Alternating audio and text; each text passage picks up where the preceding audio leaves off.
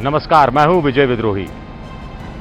कुल मिलाकर अशोक गहलोत को आज बहुत तगड़ा झटका लगा। हाईकोर्ट ने झटका दिया जब सचिन पायलट की याचिका को मंजूर करते हुए स्टे दे दिया, और इसका मतलब ये हुआ कि स्पीकर की तरफ से जो नोटिस दिया गया था उस पर स्टे आ गया है, और अब सचिन पायलट और उनके कुल मिलाकर जो 19 बागी विधायक हैं उनका निष्कासन कम से कम अगले आदेश तक नहीं हो सकेगा, जब तक कि सुप्रीम कोर्ट इस निर्णय पर अपनी मोहर नहीं लगा देता।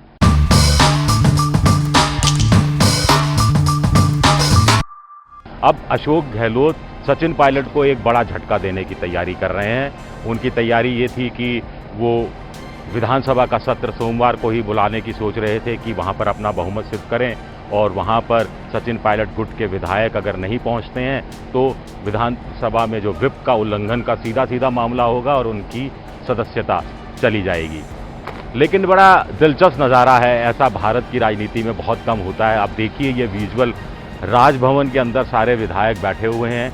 103 विधायक हैं ऐसा दावा किया जा रहा है। इसमें अशोक गहलोत के खुद के कांग्रेस के विधायक हैं, इसमें 10 निर्दलीय विधायक बताए जा रहे हैं, इसमें बीएसपी से जो कांग्रेस में 6 विधायक शामिल हुए थे वो हैं, भारतीय ट्राइबल पार्टी के 2 विधायक हैं, एक सीपीएम का विधायक है, एक आरएलडी का विधायक है। तो कुल 103 विधायक बताए जा रहे हैं, और चाहिए अभी सदन पे विश्वास मत हासिल करने के लिए कुल मिलाकर 101, क्योंकि विधानसभा की संख्या 200 है। लेकिन मैं बता रहा था कि बड़ा दिलचस्प नज़ारा है।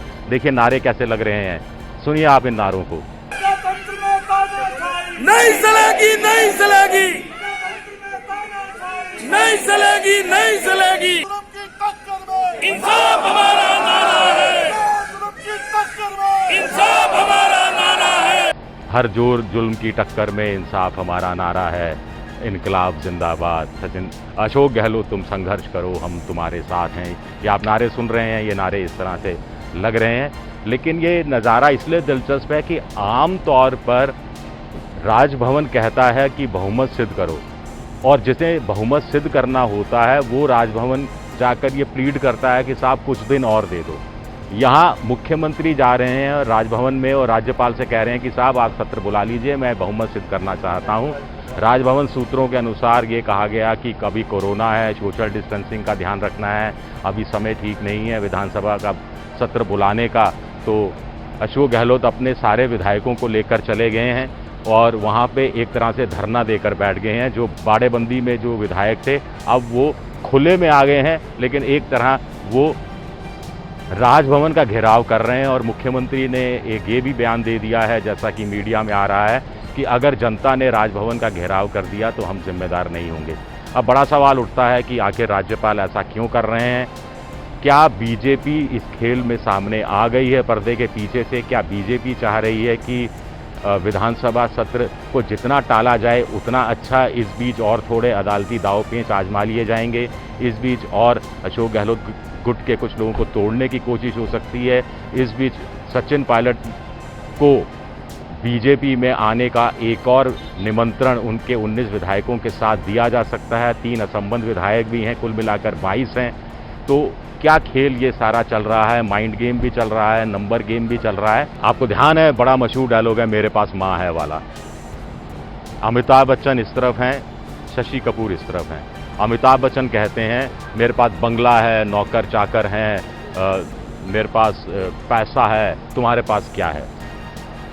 जवाब मिलता है शशि कपूर की तरफ से, मेरे पास माँ है। तो कुछ दिन पहले सचिन पायलट कह रहे थे कि मेरे पास 19 विधायक हैं, मेरे पास 3 कांग्रेस जो निर्दलीय विधायक हैं उनका समर्थन है, मेरे पास कुछ और विधायक टूट के आ सकते हैं, मेरा साथ बीजेपी दे सकती है, मैं 30 विधायक ला सकता हूं, आपके पास अशोक जी क्या है?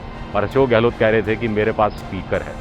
और आज स्थिति ये है कि अशोक गहलोत कह रहे हैं कि मेरे पास बहुमत है, मेरे पास 102, 103 विधायक हैं, मैं विधानसभा का सत्र बुलाना चाहता हूं, मैं अपना बहुमत सिद्ध करना चाहता हूं, मैं राजभवन में अपने विधायकों की परेड कराने के लिए तैयार हूं।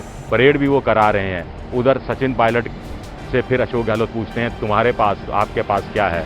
सचिन पायलट जवाब दे रहे हैं मेरे पास राज्यपाल है। एबीपी न्यूज़ आपको रखे आगे।